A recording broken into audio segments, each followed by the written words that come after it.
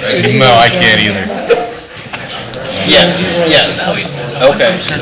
Hamill, That's no relation to Farrell Hamill and No. the old man. I don't think so. I didn't think so either. Sam's, we ready? All right. Okay. We're on, guys.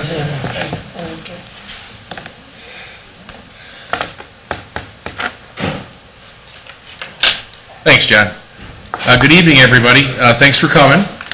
Today is August 18th, 2015 at 6 o'clock for our Board of Trustees regular meeting.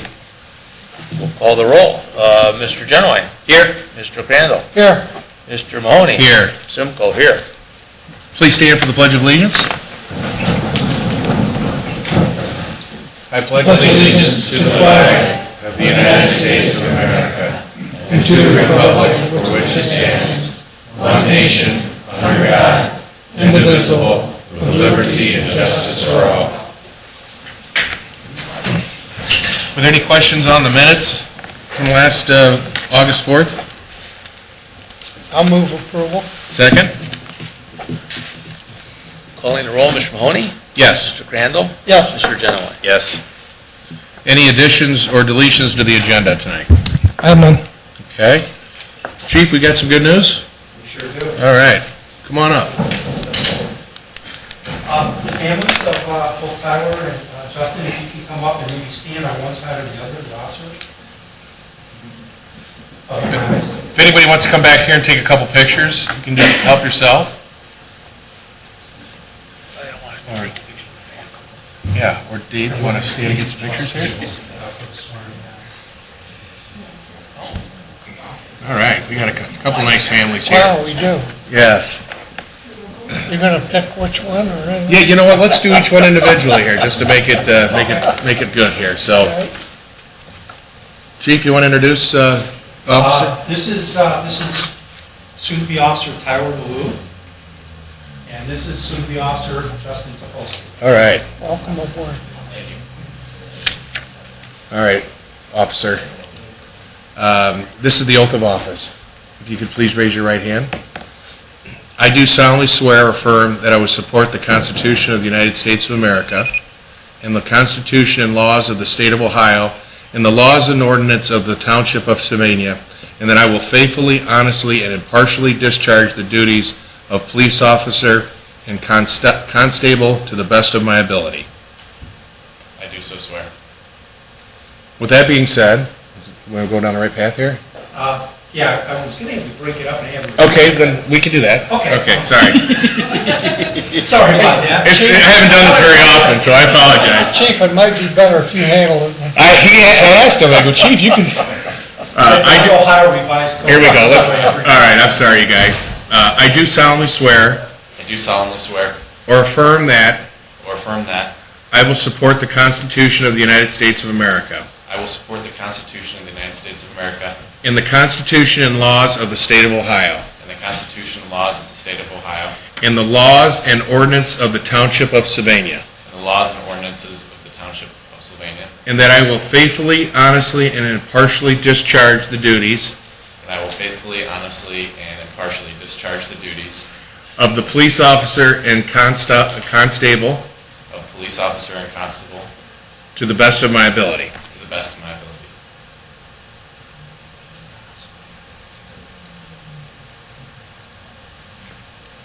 All right, congrats.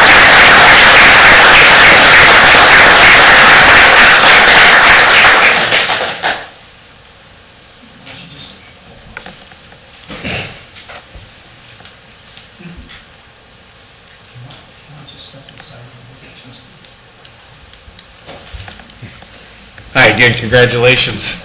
Yes. Kids, you want to join? Come on in with Dad. You're more than welcome to.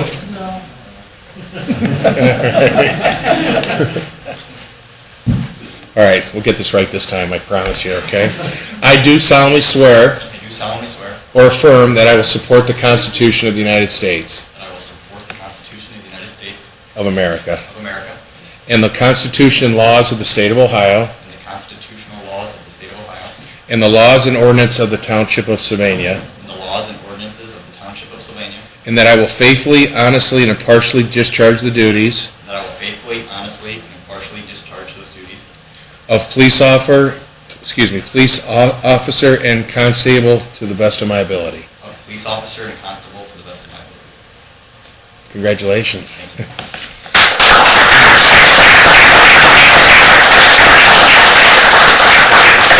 All right, Bucky or Jones, I wasn't an English major, but what does constable mean? It's an old cop. Yes. Oh, really? Huh? Okay. Tells you what I know. Okay, all right. Barney Fife. Don't you, these guys know it's bad to correct the chairman of the board for their careers? Okay. I think he did. Yeah, that's okay. We can check the tape.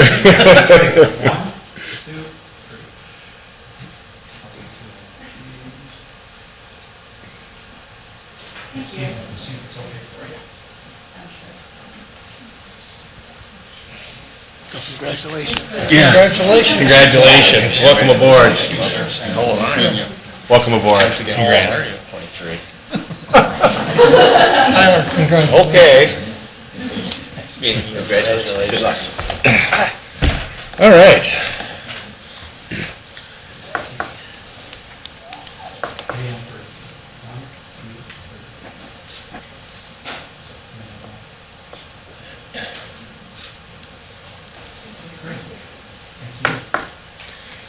As I've said in previous meetings, we'd love for you guys to stay for the whole meeting if you'd like, but this would be a good time to leave and maybe catch a dinner and have some family time, so thank you for coming. Thank you. Yeah. I already told them, they don't want to listen to one during. No, it gets, yeah. Have a great night. Congratulations. Congratulations.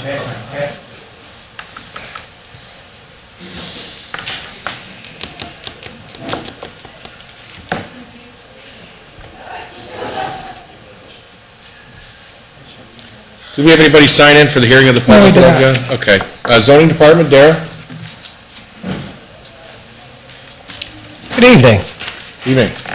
A monthly report from zoning for the month of July. Zoning permits were pretty much on par.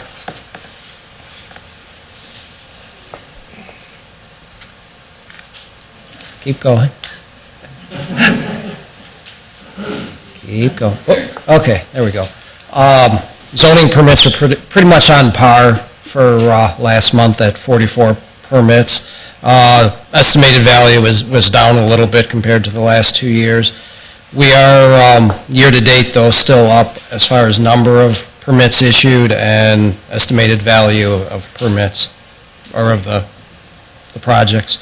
In single-family dwellings, we're up to 55 year-to-date through the end of July, still down a little bit from last year, and a value of $13.77 million. I will say that we've had a good August so far, and we've now overtaken last year's figures, so hopefully that will continue throughout the rest of the year. Zoning complaints continue to, just a little bit more, there we go, continue to be up for the year. We're at 27 last month.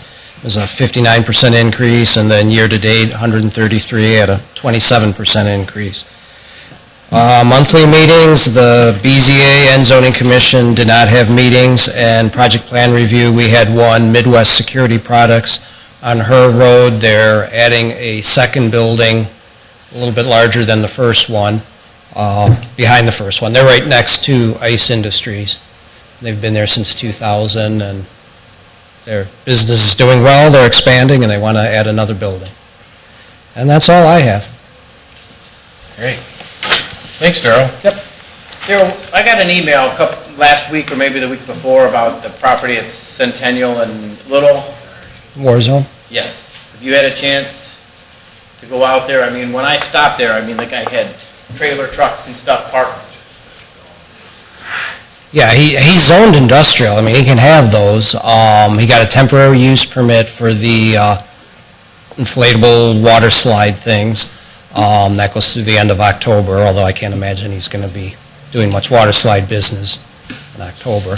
And then if he chooses to do that again next year, it would be a whole new ball game. He would have to come back again, get a temporary use permit, and kind of figure this will be sort of kind of a practice to see how it goes in this next month or so as far as if we would issue one next year. That site was in compliance, I mean, like I said, Yeah, well, I wasn't in that good a shape, and, you know, I didn't see the telephone pole that was in question in the email, but Right, they're in the process of getting new netting put up. He assures me that'll be up before the end of August.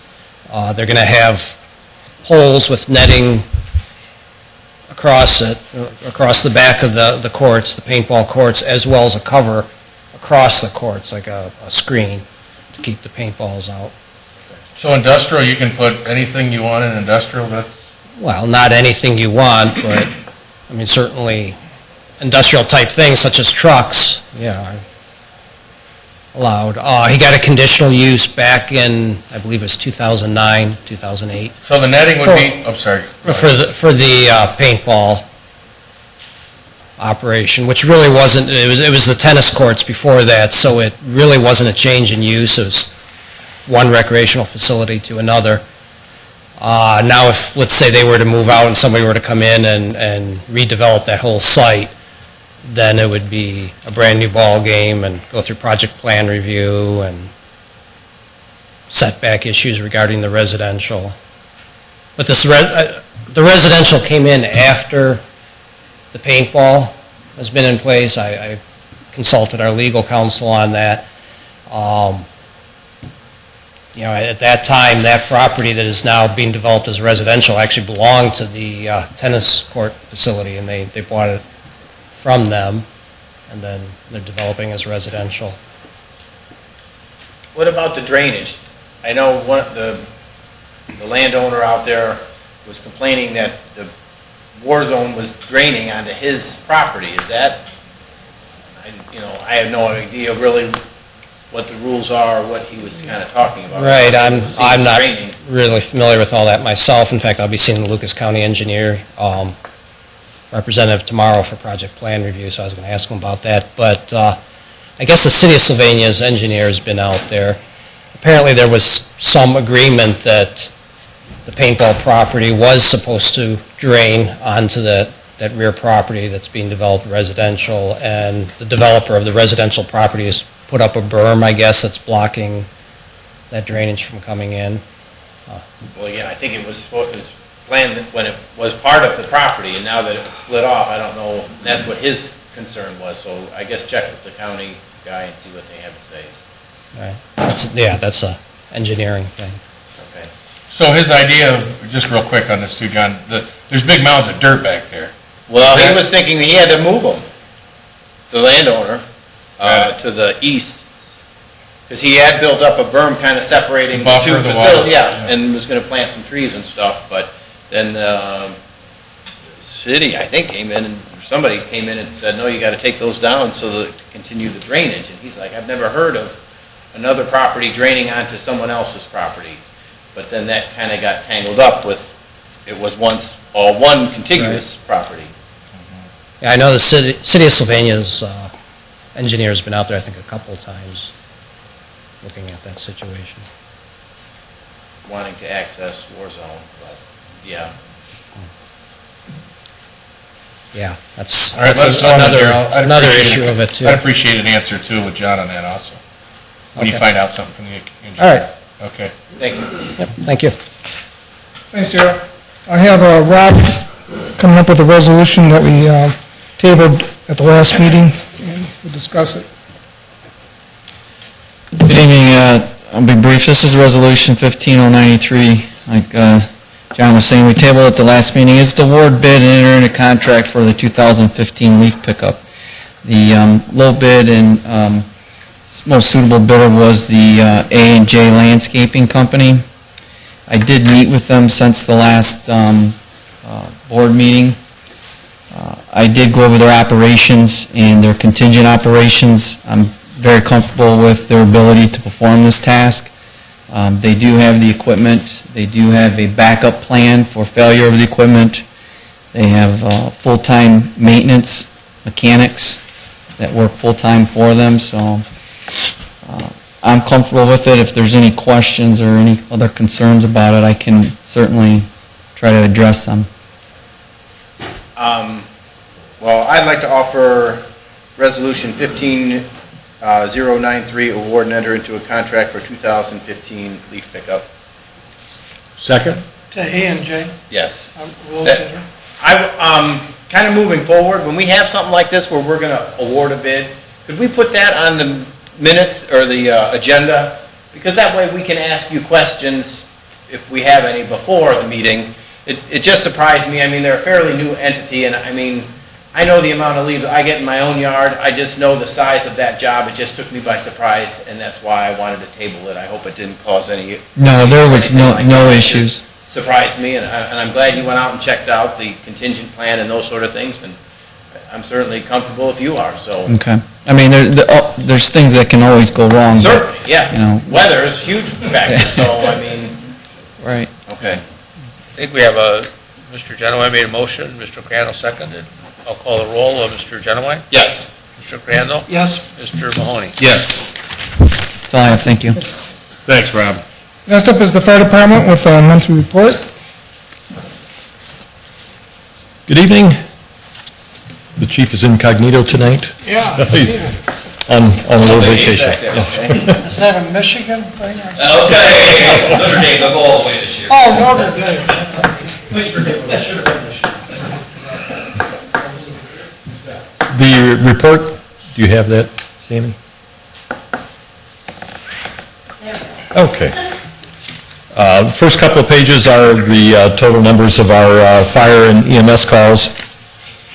Incidents are up again this month, which has been the trend over the last number of years.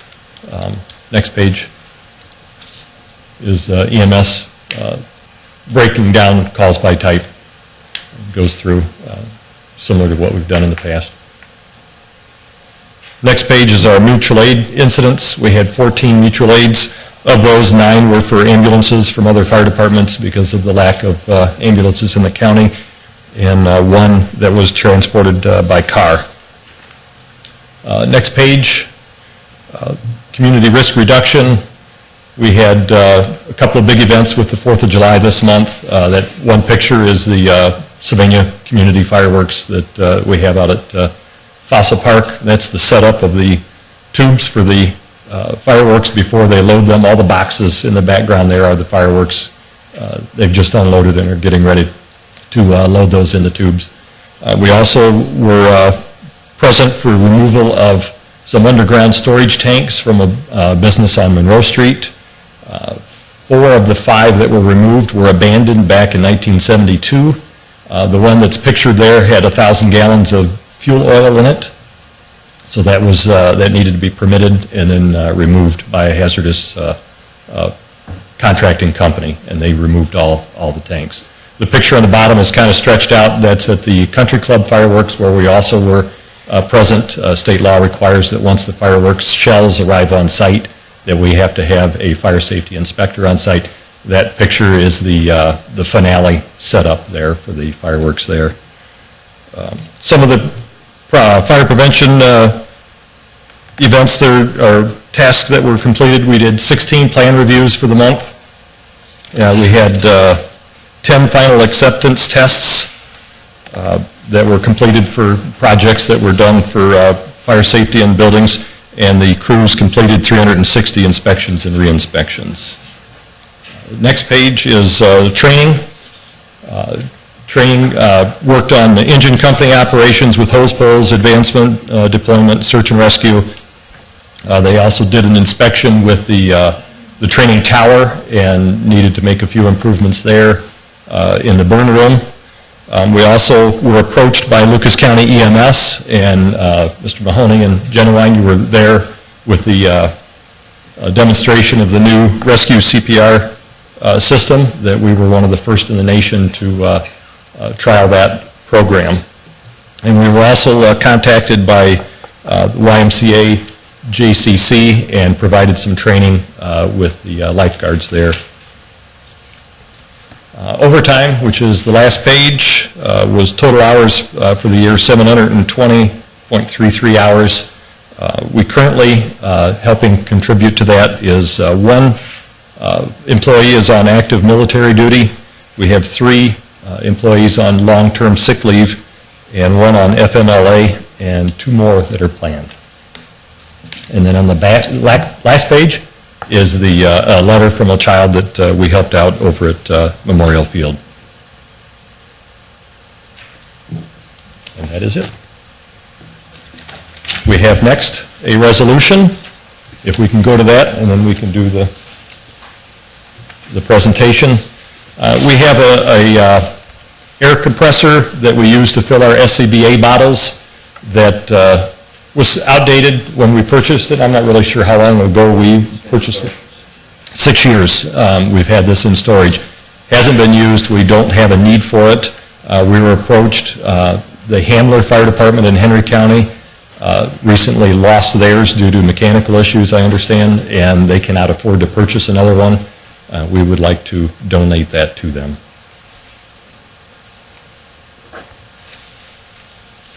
I'll move Resolution 15100 to donate an old air compressor to Hamlet Fire Department. Second. Call the roll, Mr. Genowine. Yes. Mr. Crandall. Yes. Mr. Mahoney. Yes. Okay. All right. Thanks, Mike. I'm going to bring the chief up to let him discuss this presentation that we have. I think it's very interesting, and I think you'll enjoy it, Chief. Good evening. We have a presentation that's going to be given by Lifelight, Mercy Lifelight. It's a new mobile stroke unit. Julie Goins Whitmore is going to be coming up and giving you a short presentation, PowerPoint presentation. This is a mobile unit that actually has a CT scanner in it, and they will be going to responding with fire departments if the run comes in as a stroke. And the reason for this equipment, this is only the 4th one in the nation. There's one in Texas, and this is she'll tell you where the other 2 are at. The only reason I remember Texas, my wife's from Texas, so I always remember when something's in Texas. So. But there are 4 of them. This will be the 4th one in the United States. And the whole theory is the quicker they can get on scene, similar to our STEMI alerts, the quicker we can get on scene, get the medication in, get the person to the hospital, and get the clot busted quickly, we can save muscle. In this case, we're going to be saving brain tissue and lives.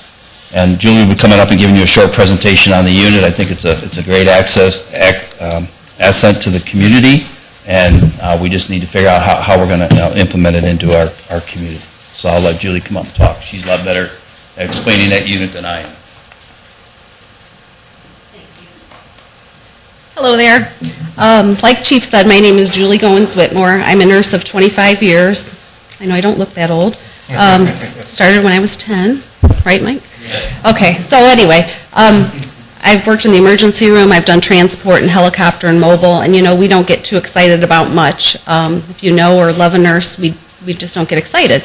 This excites me. This is a great new project that Mercy is lucky enough to be rolling out. We announced this at a press conference downtown not too long ago. We wanted to come out here and let you all hear it from us directly because we will be responding within Lucas County. You can go ahead. The thing about stroke is it's the 4th killer, number 4 in the nation. Number 4 as far as killer, but number 1 as far as permanent disabling effects of the stroke. So it's the number 1 thing that is going to put a person out of work, to make a person live in a nursing home. It may be as minor as a little bit of weakness on a leg or an arm. It may be that somebody can't move the whole side of their body. They may lose their speech. It's a very, very horrible thing to have happen to you, and the impact is huge, not only to the person, to the family, to the community, to all of us. So what we want to do is try to reduce the time that it takes the patient to get to definitive care. We want to improve the outcomes. Now, like Chief said, this is the 4th in the nation. The thing about strokes, and if you want to advance the slide, is that there are two different types, and I won't bore you with the medical details, but one is caused by a blood clot, one is caused by bleeding. When you have a stroke that is caused by a blood clot, you have only got about 3.5 to 4 hours to get treatment, okay? Every minute, millions of neurons are dying, and you guys are like me, we can't spare any.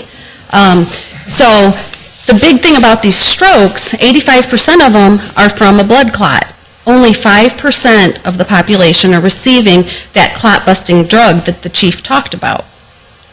The reason they're not getting that drug is because they're not recognizing the signs of stroke. And you may see the public service announcements about them, but FAST is a way to remember it. Facial droop. So a good way to remember it is if you're looking at somebody, if you can see more teeth on one side than you can the other. Arm weakness, slurred speech, and then we need to know the time that all of this started. So what we need to know is when was the last time that that person was perfectly normal for them. And again, if it's 3 to 4.5 hours, we have the ability to give that clot-busting drug. The big thing, like I talked about, the sooner they get that drug is the better their outcome is going to be. So that is where we're racing against the clock.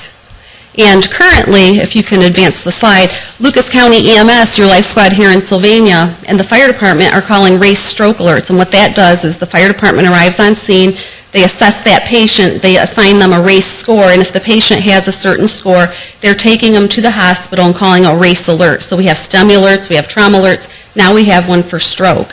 And what's happening is they will clear the scanner for this patient. So you all know if you've had a CAT scan, the outpatient scanners are booked up, the inpatients have the inpatients to worry about, then any emergency that might come in. So they're trying to clear the scanners, but sometimes there's a delay in getting the patient to the scanner or getting the patient to see the physician. What we're doing with this new mobile stroke unit is we're taking the scanner to the patient. So based on the nature of the call, if the call is for facial drooping or weakness in an arm or a possible stroke, we will be dispatched at the same time that the fire department and life squad is dispatched. And we'll get there, the first on-scene paramedics, the life squad medics, may be starting IVs, getting vital signs, giving the patient oxygen. When we get on scene, what we'll do is we will dial in, and I don't mean to minimize it, but it's like FaceTime. If you've FaceTimed, we have a device, it's a telemedicine device. We get the neurologist on with us. He's assessing the patient at the same time we are doing that. And we will determine based on the NIH stroke scale certification, or stroke scale assessment, we will determine whether that patient needs a CT of the brain. We're not going to CT everybody's brain just for the fun of it. We're going to make sure that that patient has the symptoms that are indicative of a stroke. So we'll scan that patient's brain. It takes 30 seconds. It's 8 slices. If you look at the patient from the feet up and you slice them like a loaf of bread, it's 8 slices of the brain. That image will be transmitted to a radiologist and to that neurologist that we've already had contact with and has been in communication with us and looking at the patient, and they'll determine whether it's a bleeding stroke or a blood clot stroke. And then we'll determine the plan of care right there in that ambulance in 30 seconds in somebody's driveway, in the mall parking lot, at the Dairy Queen, wherever this happens. And if that patient requires the clot-busting drugs, we will go ahead and give it right there. We will have a lab on board so we can do the necessary labs. We will have, again, continuous communication with that physician. We'll give that drug, the first dose is given over 2 minutes, and the remainder of it's given in over an hour. And then we'll go ahead and transport them to the hospital. If you'd like to go, here's a study that was done. The first unit was in Germany. And what they've determined is that from the time that the EMS call, the call to 911 is made, to the time that the patient gets their lab work drawn, their CAT scan, and the drugs has been cut in half. So when they were calling EMS and they would get to the hospital and get that clot-busting drug, it was almost 80 minutes. With the mobile stroke unit responding, they've cut that down to less than 40.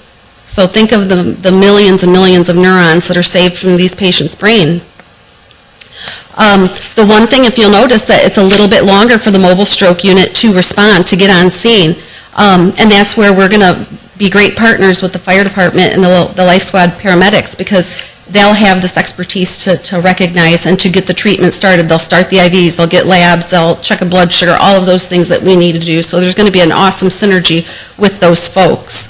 If you can, here's a picture of the unit, and again, it will have the scanner. The scanner is one that is used in large hospitals around the country.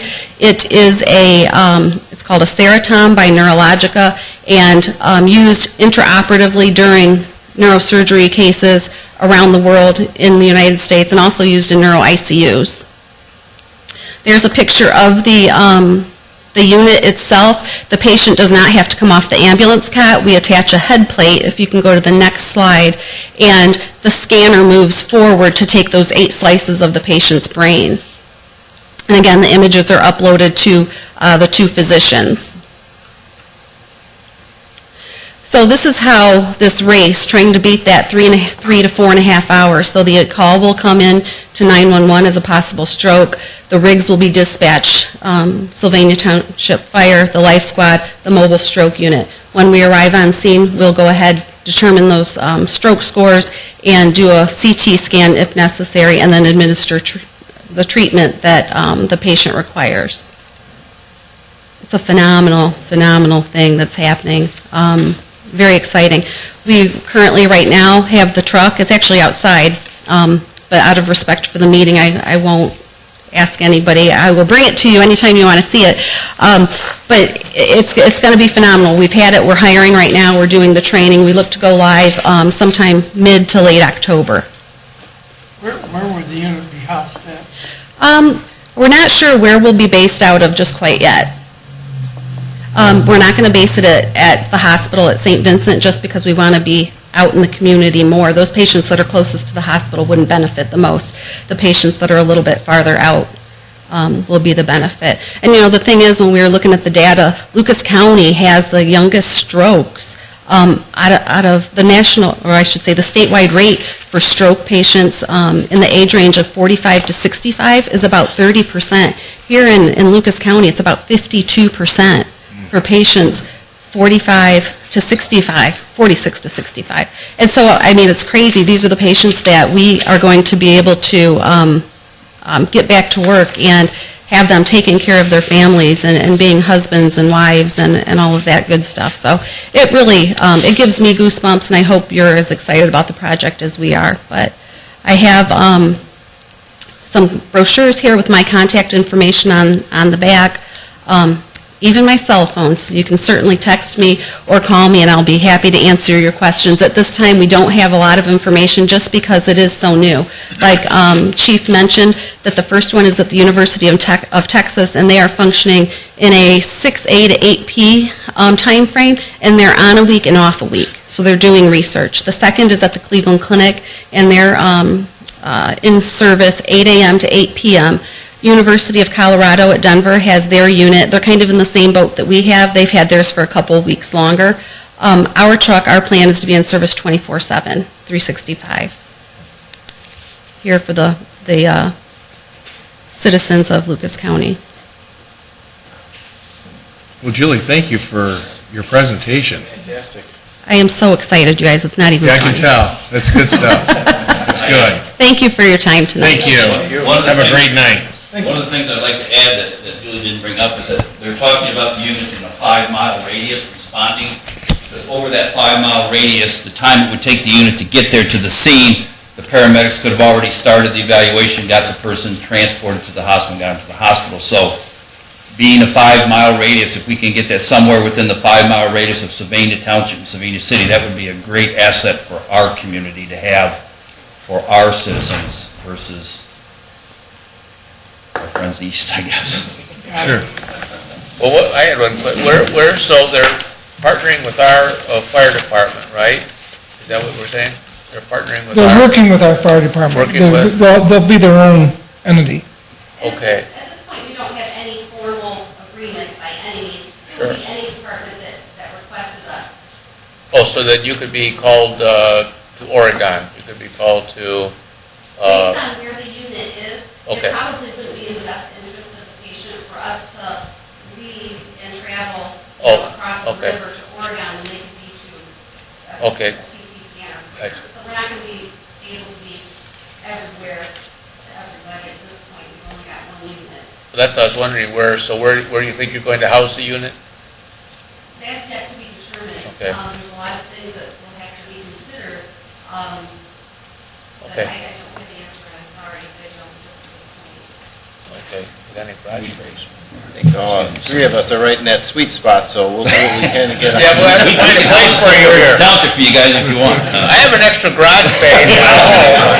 I was going to say, which one of you has space at your house? I don't, not in the garage. Attempted, or has accused me of trying to give him a stroke just so he can try to.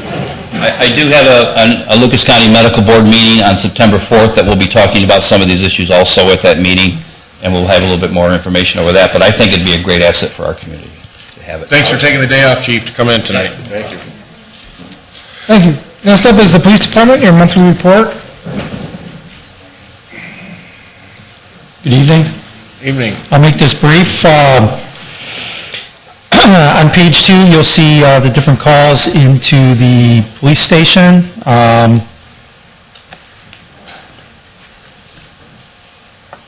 And those do total 8,416 total calls. You can see the great majority of them are, like always, into our direct line. Page 3, you'll see our calls for service and some of our crime stats.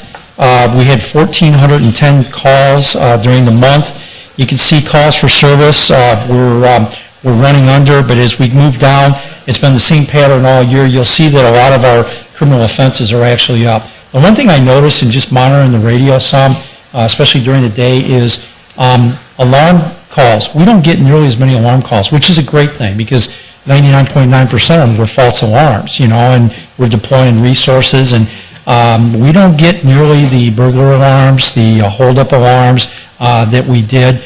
And then a lot of other little things like lockouts.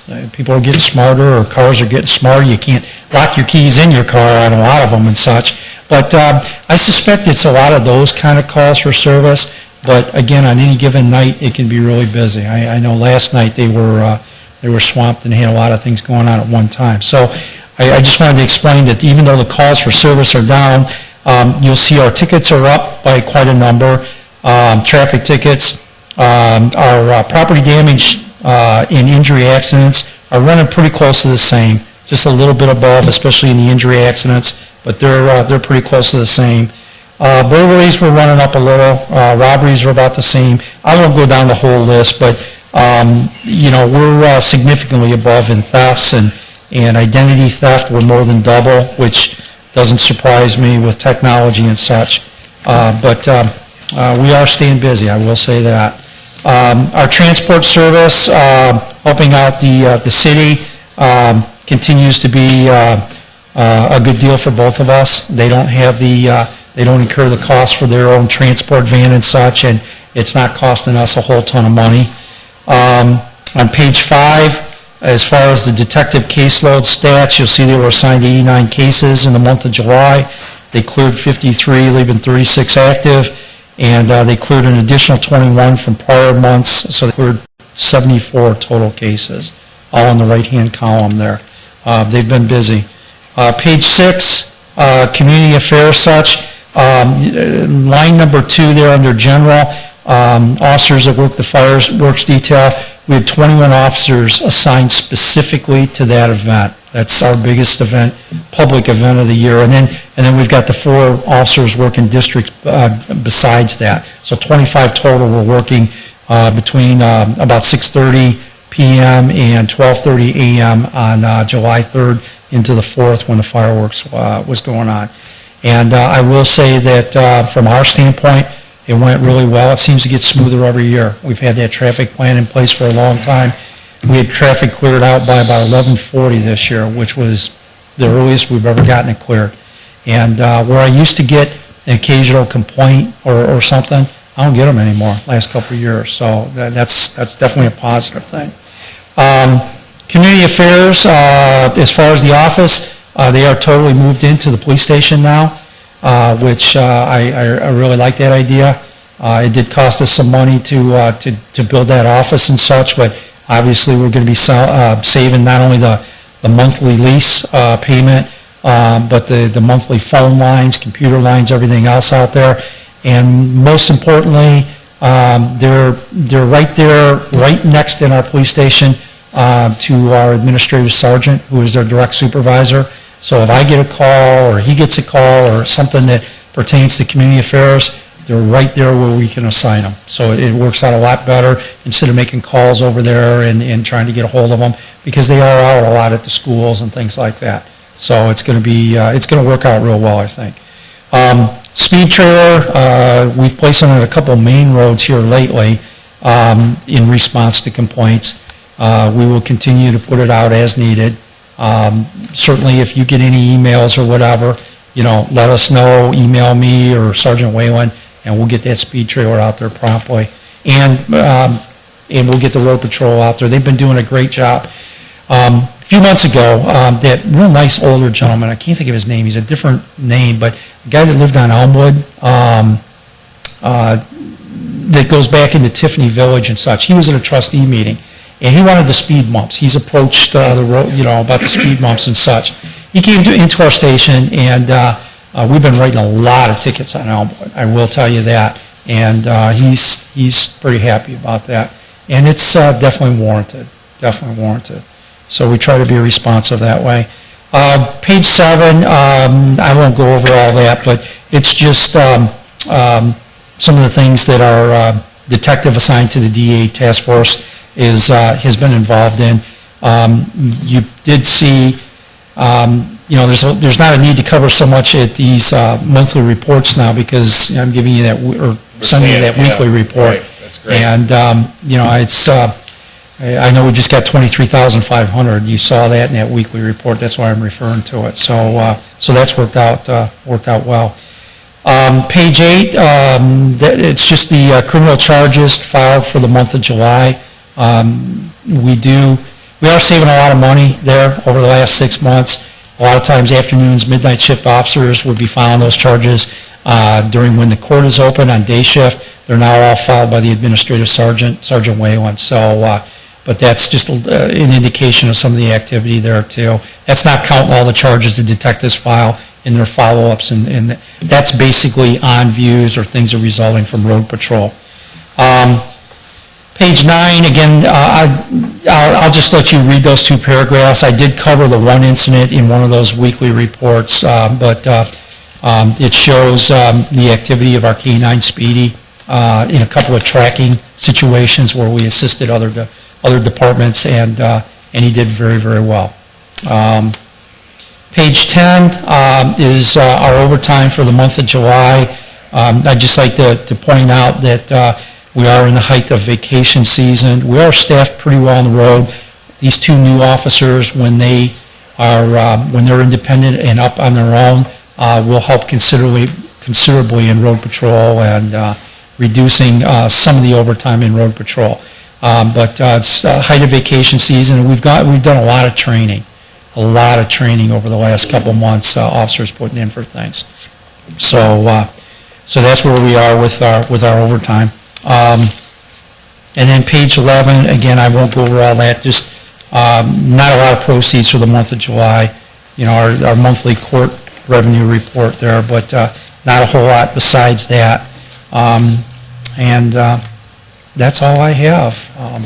Well, the good news is we have a lot of this Nancy sends out every month. We get your minutes. It's good, so you don't have to get as detailed, but we appreciate you breaking it down. Great. As you can. Thank you. Thank you. You're welcome. Oh, just a crime report. All right, I forgot about that, the maps, but it's a seamless story. Central Avenue. Without Central Avenue, we'd be in trouble. We wouldn't be hired, we'd be cutting back, so. Thanks, Chief. Thank you, Chief. Next up is Administrator. Susan will take the first resolution, and I'll take the second one.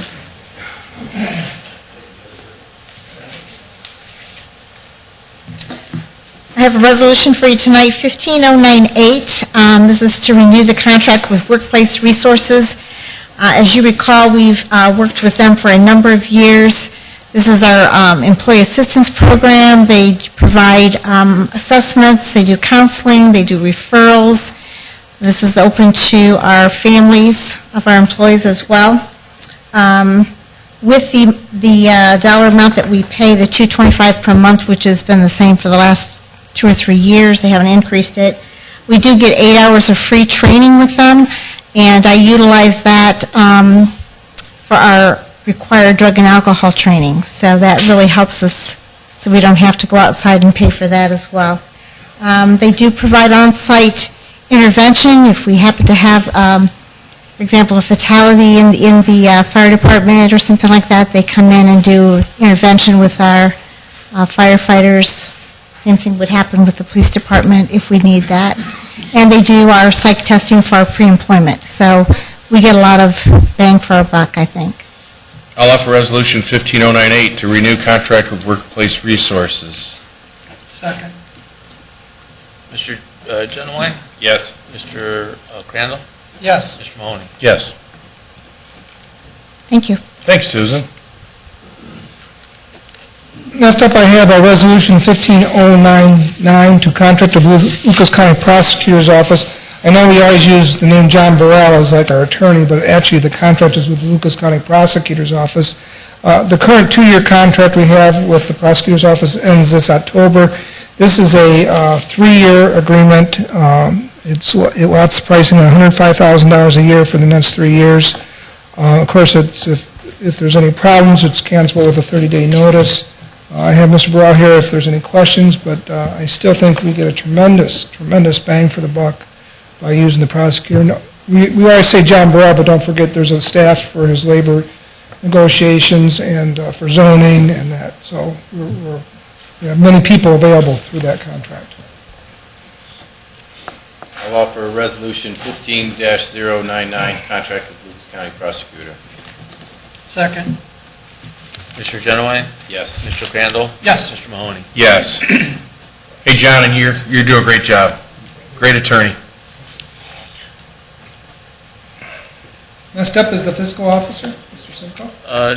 Just really briefly, our expenditures are a little bit under the mean for 2015. Our revenue is up slightly over 14, but that's probably just due to fluctuations in money coming in a little bit. Maybe last year it came in August, and so we're doing well in our finances, both with revenue is what's predicted really, and expenditures are the departments are doing well. So unless you have any questions, I don't have anything else to add to that. Hearing of the, thanks, David. Yeah. Hearing of the public, non-agenda items? I have 3 things under open discussion that I'd like to bring up. Number 1 is I'm starting to get calls from other jurisdictions. Believe it or not, we're already talking about Halloween. If you remember the debacle we had last year with Halloween on different dates, it seems that the city of Sylvania, Springfield, and Perrysburg City have already designated the actual date of Halloween as October 31st, which is a Saturday. If that's okay, I will do a resolution for the next meeting. I'm not asking for anything tonight, but if you have any comments, get a hold of me. Otherwise, we'll designate it as the 31st. I remember last year there was 2 different dates between the city and Toledo and us, and it was just terrible. We're trying to make it uniform this year. The second thing I have is I have a request from Doug Romsher that there is a small part of Plainview up near Central Avenue that is what they call a paper street. There's no street there, but it's designated a street, and he's looking to see if the Lucas County Commissioners will vacate it. He is planning on building a hotel to the area just east of that. This isn't, all I'm asking is a permission to forward the papers to the Lucas County Prosecutor to review them. It will come back to us eventually to see if we want to do it or not, and then we make a recommendation to the Lucas County Commissioners. But I just wanted you to be informed of it if there's any problems. If it's okay to just start the process and see where it goes. And then the last thing I have is, a couple weeks ago, you were given a letter from the city of Sylvania. I don't know if you had a chance to see it. I'm not asking for any action tonight unless you want to, but they're updating their water study, and they're asking the township for their study's about $100 and some thousand, and they're asking the township for a $5,000 contribution to that study. I've looked into it, and the study is, many customers of the city of Sylvania are township residents. And this study would also encompass a larger area, possibly as a regional water, maybe a second source of water. So like last year when we had that with the city of Toledo, there would be a second source of water available to the residents. I think for the $5,000, it's well worth to partake in it. But once again, I'm not asking for any action tonight. Just think about it. If you're comfortable with it, let me know, and I can start the process to get an agreement with them. John, I think I've seen the mayor's presentation a couple times. I'm not sure if John or Neil have seen it, but could you put together a background package and Sure. get that to all three of us? Sure. Be glad to. And then with that, that's all I have. Neil, I had a couple of things I wanted the other trustees to be aware of. Neil had a conflict on his SCAT meetings, so I'm going to do SCAT, and I think we could just put it in the minutes. I don't think we need another That's fine. resolution. But I told Neil I'd pick up the SCAT here for the balance of this year. And then I put in your in baskets, I think the agenda, maybe some notes from the Clout meeting that was on August 3rd down in Columbus to keep you posted. If you have any questions, let me know. And then over the past 3 weeks, I acted as one of the advisors to the board, county commissioners, on selecting a prime A&E firm and a construction manager for the new jail. So they're proceeding with that. It's going to be a long time coming. They don't know the size, they don't know exactly what they're going to do, they don't have a site, but they are putting a team together on that. That's all I have. Thanks, John. That's it. We see a Boy Scout back there. Would you like the 31st for Halloween? Okay. All right. I'll move adjournment if that's... Second here at 6:52. Call the roll, Mr. Genowine. Yes. Mr. Crandall. Yes. Mr. Mahoney. Here. Yes. To be adjourned. All right. Thank you. Thank you, everybody. That had his first day.